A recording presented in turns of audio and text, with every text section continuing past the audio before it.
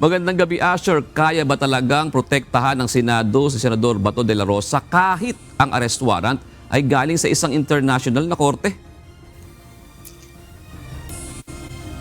June, laging poprotektahan ng Senado ang institusyon, ngunit hindi nito gusto na magkaroon ng constitutional crisis. Kaugnay nito, ilang senaryo ang ibinigay ni Senador Alan Peter Cayetano sa pagkakaloob ng proteksyon ng mataas na kapulungan ng Kongreso, partikular na sa mga miyembro nito. Paliwanag ni Senator Cayetano, ilang ulit nang naranasan sa mga nagdaan ang pag-aresto sa mga senador na kalaunan ay may negosasyon sa mga iyon. Ngunit ang konsepto anya ng pagiging sanctuary o santuaryo ng Senado ay para protektahan ang legal na karapatan ng mga miyembro nito. Gayon din ang integridad ng institusyon at hindi maging isang parang embahada na hiwalay na bansa at hindi magagalaw. Ganito anya ang dapat manaig kung hihingi ng tulong sa Senado si Senador Ronald Bato de la Rosa kung maglalabas din ng warrant of arrest ang International Criminal Court laban sa kanya.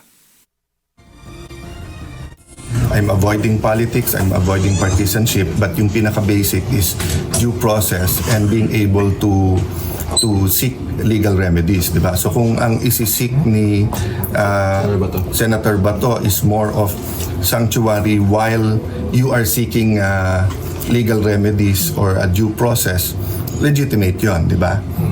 Pero kung sasabihin mo lang the courts already said na kompleto yung that it's legal, that warrant of arrest, etc., ibang usapan yan.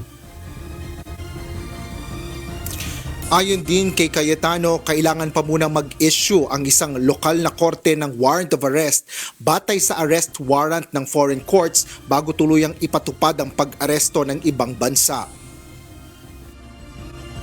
So kung let's say klaro yung batas, 'di ba? Halimbawa naka-session kami tapos klaro that below a number of years, 'di ba, you cannot arrest a senator while may session.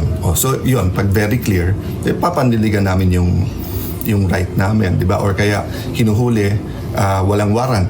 So siyempre proprotektahan mo yung institution kasi pwedeng lahat, 'di ba? But so in this case kasi yung issue talaga is can a foreign warrant of arrest be executed, be served, at pwede mo ba isakay na lang sa airplano at dalhin doon yung isang Pilipino? Samantala, sinabi ni Cayetano na tungkulin na ng bansa at kaukulang ahensya na mapauwi si former President Rodrigo Duterte mula sa The Hague, Netherlands, at ito ay kung papanigan ng Korte Suprema ang isinampang petisyon para sa writ of habeas corpus habang nasa poder na ng ICC ang dating Pangulo. May bigat yon and it has a legal precedent and it will have a persuasive effect. Ang problema yung enforcement, di ba? But that shouldn't be a factor because all around the world wala naman sariling enforcement mechanism ang courts except for a sheriff, di ba? So usually the courts rely on their authority, di ba? Not on a certain might, di ba? So meaning pag naglabas ng Supreme Court, then it will be the duty of the Republic of the Philippines, including the DFA, diplomatic efforts na ibalik siya.